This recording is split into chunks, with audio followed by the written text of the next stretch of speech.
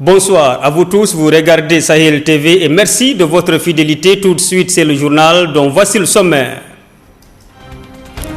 L'équipe nationale de football, les Mourabitoun affrontent demain à Nouakchott les Scorpions de la Gambie dans le cadre des éliminatoires de la CAN 2017 au Gabon.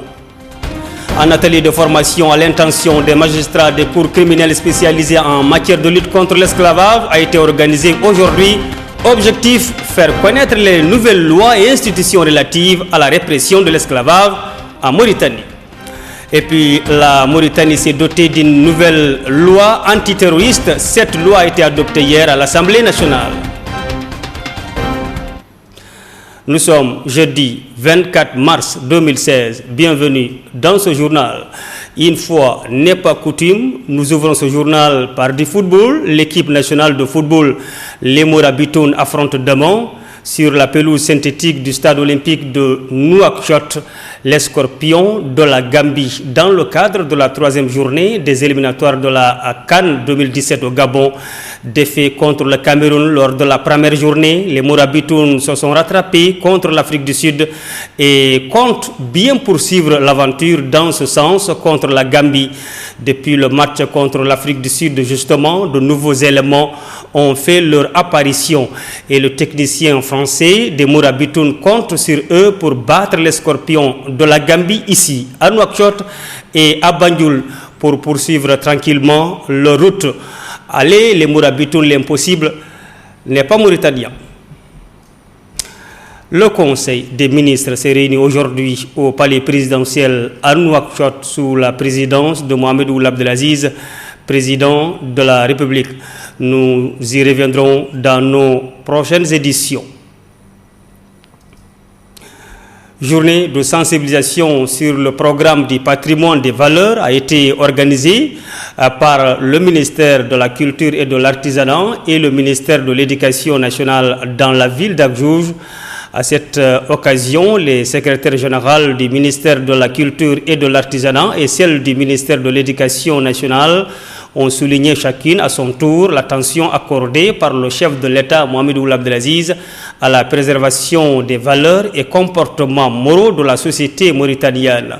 Elles ont invité l'assistance à participer à la préservation du patrimoine culturel mauritanien en sa qualité de mémoire vivante de la nation tout en mettant en relief les réalisations et acquis dans tous les domaines et spécialement dans la préservation du patrimoine qui est la pierre angulaire et la condition de la pérennité des nations. Le ministère de la Justice a organisé aujourd'hui à Nouakchott un atelier de formation à l'intention des magistrats des cours criminels spécialisés en matière de lutte contre l'esclavage en collaboration avec le bureau du Haut Commissariat des Nations Unies aux droits de l'homme. L'objectif est de participer à faire connaître les nouvelles lois et institutions relatives à la répression de l'esclavage dans notre pays. On fait le point avec Fatimata Deachi. Faire connaître les nouvelles lois et les cours spécialisés dans la lutte contre l'esclavage, sensibiliser les magistrats de siège et du parquet, ainsi que la police judiciaire sur le rôle dans la mise en œuvre de ces lois et leur application à l'avenir, des perspectives pour les cours en identifiant leurs besoins et leur financement.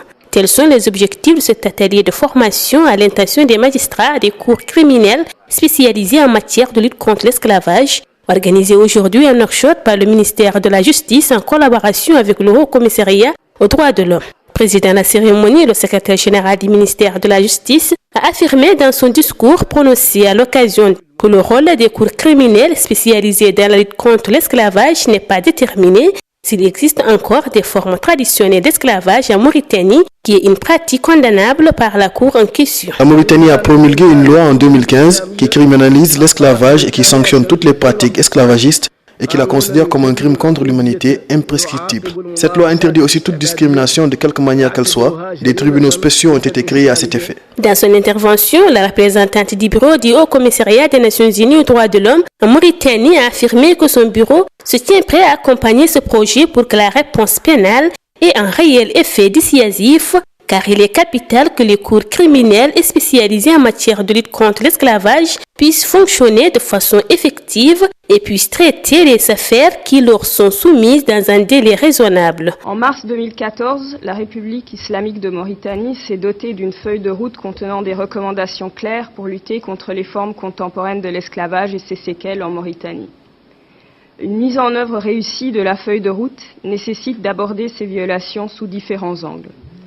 Cela requiert en particulier la mise en place d'une stratégie de dissuasion de ces pratiques à travers une réponse pénale qui vient s'ajouter aux deux autres angles prévus, à savoir la sensibilisation et l'inclusion sociale.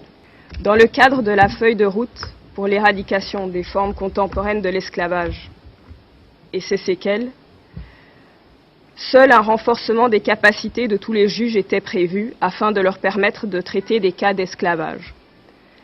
La décision de créer des cours criminels spécialisés en matière de lutte contre l'esclavage émane du gouvernement de la République islamique de Mauritanie. Il faut dire qu'à travers cette formation, le Bureau du Haut-Commissariat des Nations Unies aux droits de l'homme en Mauritanie intervient afin d'appuyer le gouvernement dans ses efforts de mise en œuvre de la recommandation et de la sensibilisation aux magistrats dans leur tâche de veiller à établir la responsabilité pénale des auteurs d'actes constitutifs d'esclavage en vertu des dispositions de la loi anti-esclavage promulguée en septembre 2015 et des standards internationaux des droits de l'homme applicables en Mauritanie. Il repose sur les juges ainsi que sur les autres acteurs judiciaires tels que les officiers de police judiciaire, les juges d'instruction et les procureurs une responsabilité d'appliquer la loi au cas individuel en interprétant les dispositions législatives à la lumière du droit international applicable à Mauritanie et en ratifiant les conventions en matière de droits de l'homme et en particulier celles relatives à la lutte contre l'esclavage, ses formes contemporaines et modernes. Récit signé Fatimata Deaké, merci beaucoup. Et puis l'Assemblée nationale a adopté hier la loi antiterroriste en présence du ministre de la Justice, Maître Brahim Ouldada. Le ministre a justement précisé dans son intervention que le terrorisme constitue un défi pour le monde entier et qu'il est un phénomène redoutable qui s'accroît dangereusement. Il est par ailleurs la cause de la modification des cartes de certaines régions du monde, de la disparition de pays, de la mort de centaines de milliers de victimes innocentes et du déplacement de millions d'autres. Ramata Alioudem.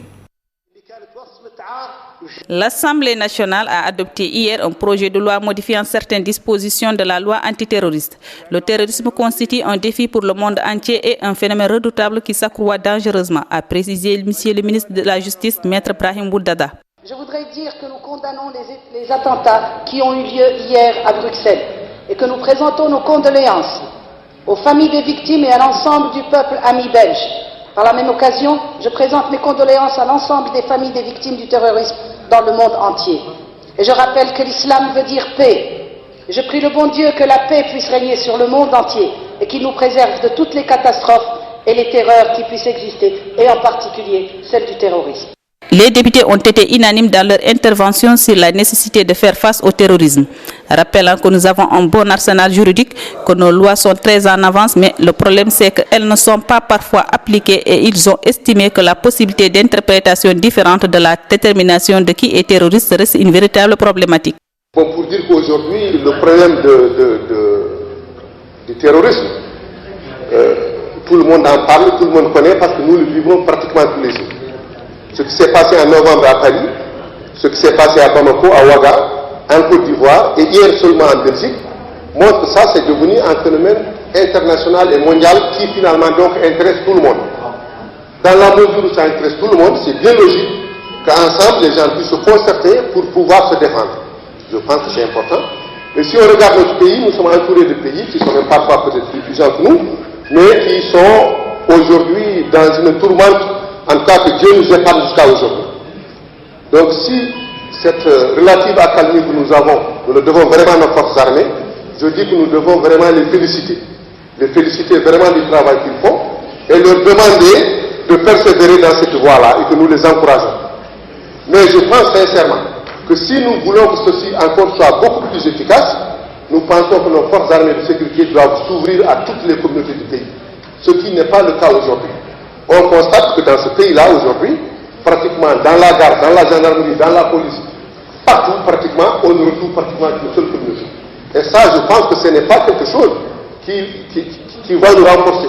Au contraire, ça risque de nous affaiblir et en tout cas créer des trucs chez nous. Donc nous pensons que pour créer cette cohésion nationale qui va nous permettre de pouvoir résister davantage à tout ce qui va nous attaquer, c'est de faire en sorte que notre système soit d'abord au niveau des forces armées de sécurité, au niveau de l'administration, au niveau de tout le pays, que ça reflète effectivement le vrai visage de notre pays.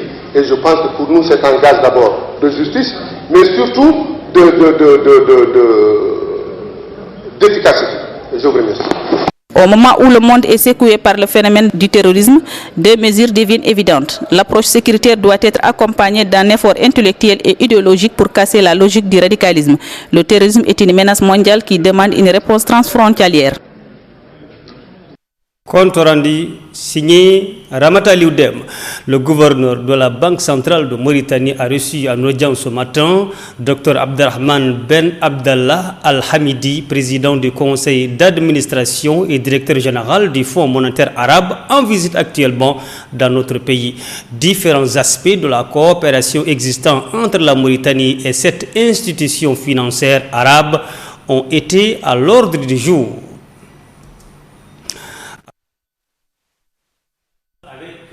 Ismaël Tanja.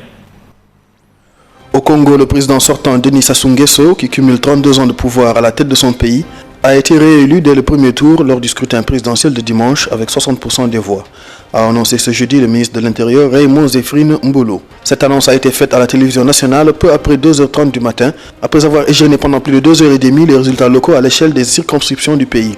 Selon nos décomptes officiels, Guy Brice Parfait Kolelas arrive deuxième avec un peu plus de 15% des voix et le général Jean-Marie Michel Mokoko troisième avec environ 14%. Mercredi, ces deux candidats d'opposition avaient contesté les résultats partiels publiés la veille par la Commission nationale électorale indépendante qui donnait Sassou Nguesso en tête avec 67% des voix. Au Sénégal, 3 jours après le scrutin, la commission en charge de la compilation vient de les annoncer. Le oui l'emporte avec 62,70% des suffrages. Le projet de révision de la Constitution proposé par Macky Sall est donc validé par les électeurs.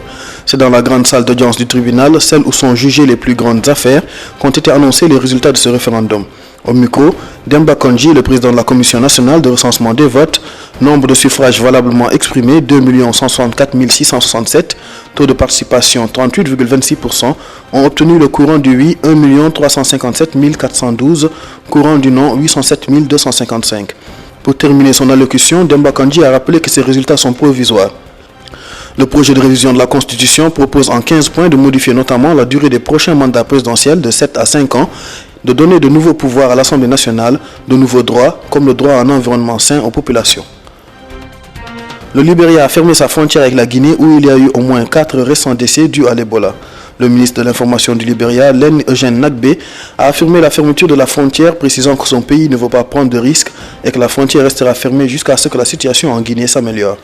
Les autorités libériennes ont confirmé qu'une équipe de médecins dotés de protection avait été envoyée à la frontière pour améliorer la surveillance. Le Libéria a été déclaré indemne de nouvelles transmissions du virus mortel en janvier. Le virus Ebola a tué environ 11 300 personnes en Afrique de l'Ouest. Depuis 2013, ce n'est qu'en 2014 que le gouvernement et les organismes de santé ont contribué à contenir l'épidémie. Ismaël Moustapha Tanja. Et puis, avant de nous quitter, le monde du football est en deuil aujourd'hui. Le légendaire buteur des Pays-Bas, Johan Cruyff, est mort. Cruyff, qui a marqué le football européen dans les années 70, avait annoncé en octobre dernier qu'il luttait contre un cancer du poumon et qu'il avait mené le cancer par 2-0. Mais finalement, c'est le cancer qui a gagné. Il avait marqué de son empreinte le football des années 70. Johan Cruyff, légendaire attaquant des Pays-Bas et de l'Ajax Amsterdam, est mort à Barcelone à l'âge de 68 ans. Qu'avait-il de plus que les autres? L'intelligence de jeu, la technique, et lui a permis de réussir des gestes et de marquer des buts incroyables, et surtout le leadership. Cruyff, c'était le patron, le big boss. Il dirigeait toute l'équipe sur le terrain, pas tellement dans le vestiaire. C'est ça qui était vraiment important chez lui, que ce soit à l'Ajax ou en sélection, c'était un leader. Et c'est ce qui explique qu'il a ensuite réussi une longue et brillante carrière d'entraîneur au Barça de 1988-1996. Sans doute, même s'il ne faut pas oublier qu'il a toujours eu des mecs autour de lui et de très bonnes équipes, notamment à Barcelone. Voilà, c'est sur ce nous refermons ce journal, le rappel des titres.